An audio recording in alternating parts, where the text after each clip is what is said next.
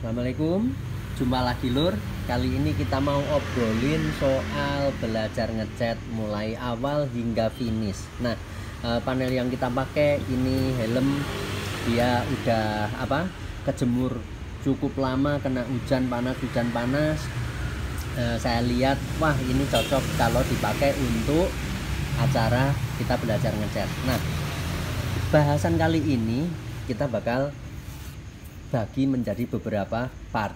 Jadi akan jadi beberapa obrolan. Yang pertama, analisa panel. Kenapa analisa penting? Karena dari pengenalan kita terhadap panel akan sangat memudahkan langkah kerja yang akhirnya kita akan dapat kerja dengan efisien, yaitu waktunya cepat, pemilihan bahan baku yang tepat, tidak banyak buang tenaga dan juga material, dan hasilnya akan tetap bisa optimal. Oke, nanti obrolan yang kedua kita juga bakal obrolin soal pemilihan alat, dan di bagian yang ketiga kita bakal obrolin soal pemilihan bahan baku, kemudian berikutnya langkah kerja, berikutnya lagi teknis aplikasi. Dan setelah itu kita akan lihat hasil akhirnya. Oke, nah masuk obrolan yang pertama, analisa panel. Ini helm, dia cat sebenarnya masih cat bawaan. Kita bisa lihat dia kelihatan retak-retak. Nah, tapi di bawah cat yang retak ini dia tidak ada lagi lapisan, jadi langsung ketemu dengan plastiknya. Nah, jadi ini mungkin biar kelihatan lebih jelas macam kayak begini. Oke, sudah.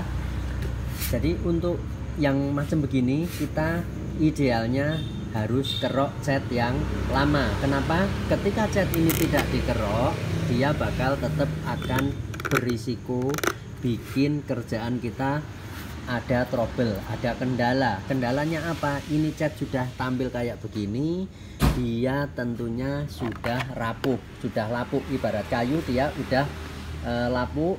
Meskipun nanti kita tutup dengan material yang baru, misal dikasih epoksi atau dempul atau gimana pun juga, dia tetap dasarnya sudah lapuk, dia bakal nggak bisa optimal, nggak bisa bikin kerjaan jadi bagus. Ini contohnya dia udah nggak nempel cukup bagus ke plastiknya, ke panelnya. Karenanya ini sangat ideal untuk kita habiskan. Nah,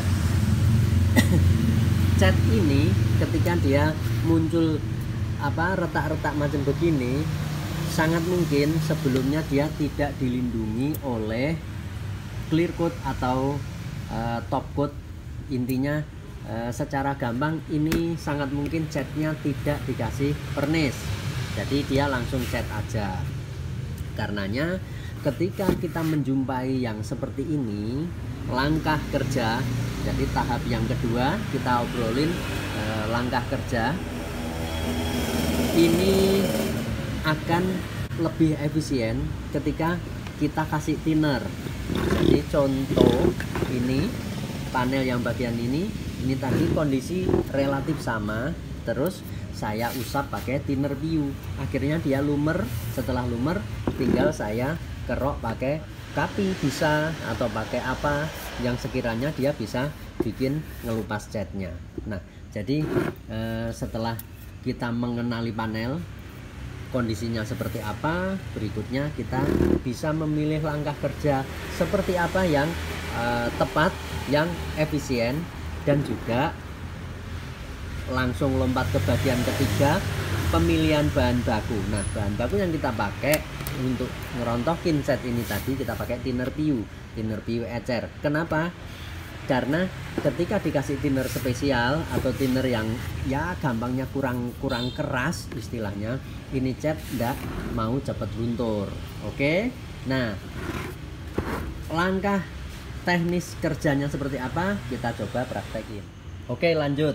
Ini sudah kita kasih thinner PU ecer. Jadi saya tuang dari botol yang ini Scotch Brite, saya taruh sini untuk bikin dia basah sama thinner. Kemudian tinggal kita taruh ke helm macam gini sudah. Nanti kita tunggu kira-kira sampai dia catnya lumer. Jadi kalau memang catnya masih keras ya terpaksa nunggu agak lama. Kalau memang catnya sudah mau cepet lumer ya berarti Anda beruntung, prosesnya tidak terlalu panjang. Nah, intinya kita bikin basah macam begini, bisa disemprot, bisa kerudungin pakai pakai kain, dibasahin thinner juga boleh. Yang penting hati-hati, ini jenis plastiknya belum tentu dia tahan dengan thinner. Ada yang dia lumer, saya belum kenal betul, coba nanti saya pelajari. Masih ada satu helm lagi yang bisa kita pakai untuk belajar. Oke, saya tunggu lumer. Nanti kalau sudah mulai lumer, nah bisa dikerok macam begini, pakai pakai kapi atau pakai apa. Perkara nanti plastiknya ada yang luka, nanti kita obrolin di tahap yang berikutnya. Yang penting hati-hati, jangan ngasal, jangan terlalu dipaksakan, biar tidak bikin plastiknya luka terlalu dalam. Oke, sudah mulai bisa dipanen lur. Ini tadi akhirnya saya oles thinner pakai sikat macam begini, terus dibiarin ya beberapa menit. Jadi dibiarin beberapa menit sampai dia kelihatan sudah lumer. Oke, nah macam kayak yang begini, tinggal kita kerok kayak begini sudah bakal bersih. Nanti setelah cat yang bermasalah relatif bersih dari panel, kita bakal bisa lanjut proses berikutnya, yaitu di amplas. Lanjut lur, setelah panel bersih dari cat yang lama sudah dikerok, kita sudah bisa untuk aplikasi amplas. Nah, untuk amplas kali ini kita pakai mode dry sanding biar cepet ya, capek karena ini plastiknya alot di amplasnya. Lanjut ke proses berikutnya. Jadi ini panel tadi sudah kita amplas, sudah terlihat kusem karena luka amplas. Tadi kita pakai amplasnya yang grade 240. Kenapa? Karena ini plastik ternyata banyak luka yang meskipun sudah diamplas 240 dia masih banyak sisa luka, tapi tidak apa-apa. Ini nanti kita bakal timpa epoksi, dan untuk luka yang seperti ini nanti setelah ketutup epoksi dia cenderung bakal sudah tinggal dikit aja kelihatan. Nah, untuk yang bagian di sini ini karena nanti dia terpaksa mau ndak mau ada acara ngedempul di area sini, karenanya luka yang kecil-kecil begini tidak apa-apa, kita langsung timpa epoksi karena ternyata ini tadi plastiknya di amplas alot banget. Tidak tahu ini jenis plastik apa. Nah, sebelum kita tembak epoksi panelnya, kita kasih dulu degreaser. Ini degreaser tujuannya untuk ngilangin sisa-sisa debu, minyak, dan kotoran-kotoran yang nanti bisa jadi akan mengganggu proses pengecatan. Jadi mengganggunya kayak gimana? Misal ini panelnya ada kotoran yang sebangsa minyak misal. Nah, contoh karena tadi misal saya sambil nunggu proses ada ngemplok gorengan. Ada makan gorengan gitu misal, jadi tangan ada kandungan minyak. Nah, itu kalau tidak dibersihkan dari panel, dia bakal resiko bikin material epoksi yang bakal kita tembakin ke panel ini tidak nempel dengan maksimal. Nah, karena ini materialnya plastik, sebelum kita aplikasi epoksi idealnya dikasih PP primer. Nah, yang kita pakai brand ini kebetulan yang ada di tempat sini.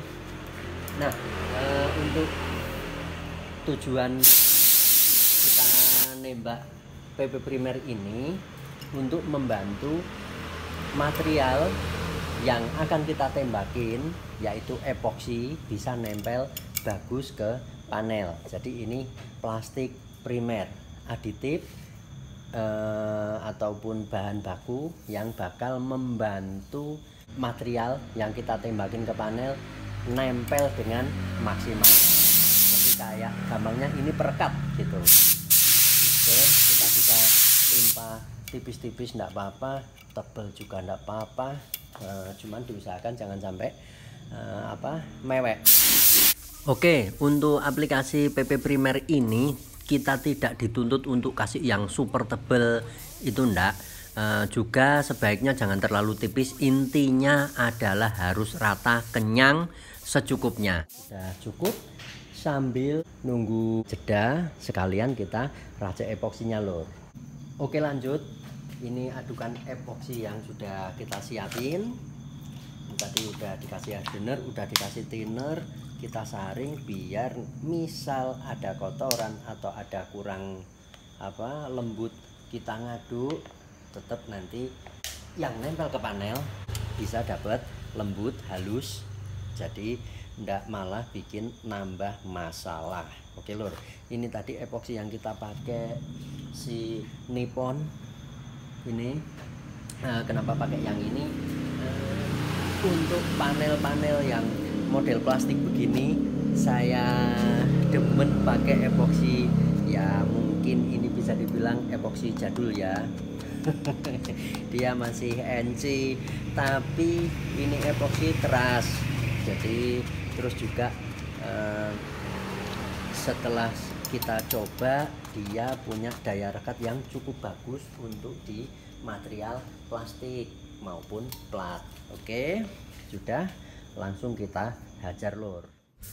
Nah, ini karena panelnya kita mulai dari nol, maksudnya mulai dari nol, cat yang lama kita kerok, jadi ini sudah benar-benar misal plat gitu, dia benar-benar berupa plat. Kalaupun plastik seperti helm ini dia berupa plastik, intinya ini dari nol. Nah, untuk panel model begini kita bisa bebas aplikasi epoksi, mau disawur dulu langsung basah macam yang di video ini, no problem. Kenapa? Karena ndak ada resiko keriting, nggak ada resiko muncul pulau dan lain sebagainya. Tidak seperti panel yang misal sudah ada lapisan cat sebelumnya atau sudah ada dempul sebelumnya. Oke, ini sudah cukup bagus lapisannya, sudah kita inepin semalam, besok pagi bakal sudah relatif cukup kering. Karena ini sekitar jam berapa ya, jam 10 malam mungkin.